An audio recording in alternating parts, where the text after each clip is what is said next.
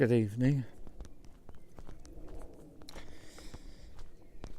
I don't know if you've heard of a particular religious sect in India called the Jains, Jain. There are lots of different religions in India, but the Jains is the one I want to talk to you about because what they do is they have animal sanctuaries, and they're very unusual because they have a particular attitude towards life and death. So when animals are injured or sick or in any kind of severe distress, then they are permitted to stay there, and they stay there in no matter what unspeakable state of agony, and nothing is done to interfere with that process, and eventually of course they'll die, but that might be a death involving unspeakable agony,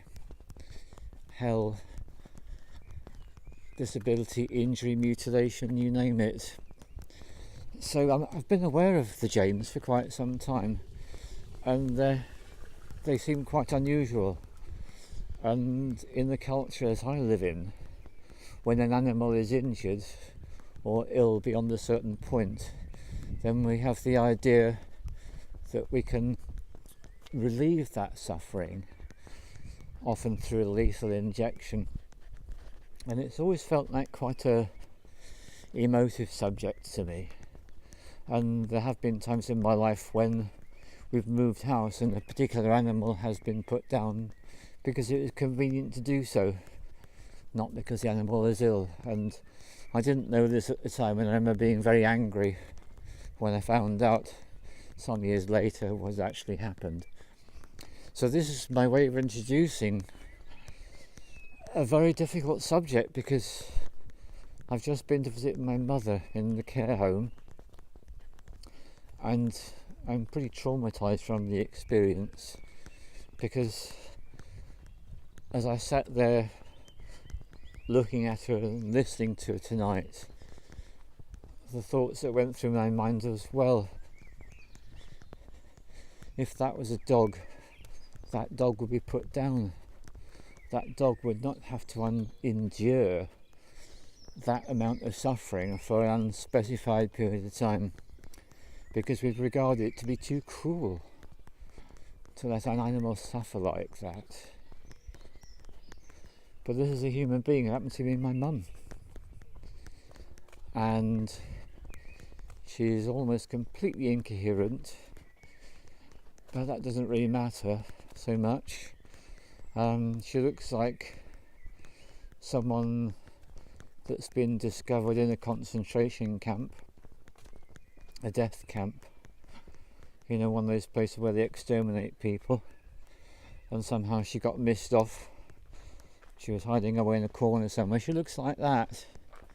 So I've been assured by the staff tonight that actually she's put on weight.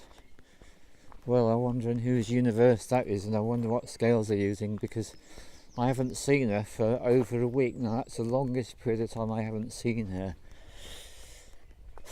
probably since this all started, really. And that's what she looks like. She looks like someone that has been buried away in some horrific place, and they've just kind of dug these people out, and there she is. I mean, she literally looks like a living skeleton, and that is, I'm far too distressed to cry. I'd like to be able to cry. I'd really like to be able to bawl my eyes out at the moment, but I can't, because I think I'm just too distressed and traumatised by seeing a living human being in that condition, knowing that that's supposed to be how things are. That's how we do things in this culture. And I looked very recently, and it's about people in Alaska, and this woman in her 20s visits a woman in a care home, and it makes her realise that at some point she's going to end up in a care home herself. She's only in her 20s, but the reality of seeing that woman in a care home makes her feel like, that's going to happen to me one day. Might be a very long time, but it's going to happen to me. So I'm bringing this subject up because I don't know anyone else who is. So I'm shouting it from the rooftops or whatever, or from this path, and saying I am beyond distressed at the state my mother's in. And I know that if anyone was to do to her what people do to animals in that state, would be imprisoned, wouldn't they? Be taken to court and imprisoned, regardless of the opinion of the person. And in fact, I had a conversation with someone yesterday, and she's telling me about a guy who had bone cancer in his skull, and in the end, in the last month, he was often screaming out of the window, "Why won't they let me die?" So what a cheerful subject to bring up tonight, but I feel I have to bring it up because it's that important. I feel as a society we've completely lost our way on this one. And then I discovered something else tonight, which really just is the icing on the cake, because I had a very clear understanding with the home and with the GP that my mother was going to be taken off the nasty, dirty drug which is known as gabapentin, which causes hallucinations and God knows what else. Google it, check it out for yourself, find out about that dirty drug.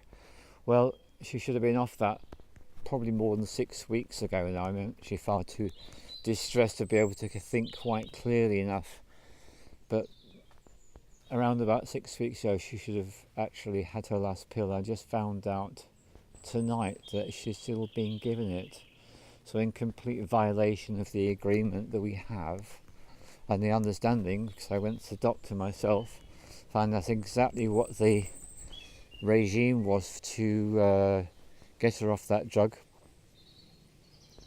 And a lot of the times the people in the home have been very clear that they don't think she's suffering from much pain at all. Well, she was in obviously a lot of pain tonight, and they did concur with that.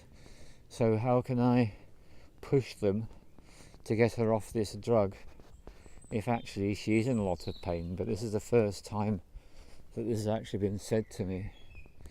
So yeah, I'm in a state of incredible distress, because of course I can feel the agony that my mother's going through. And I feel that what goes on is that she puts on a brave face with other people, but with me she's completely bluntly honest and doesn't hold back at all, and lets me know just how horrific it is to be alive at the moment. So there we go, folks. Make of that what you will. Thank you for listening.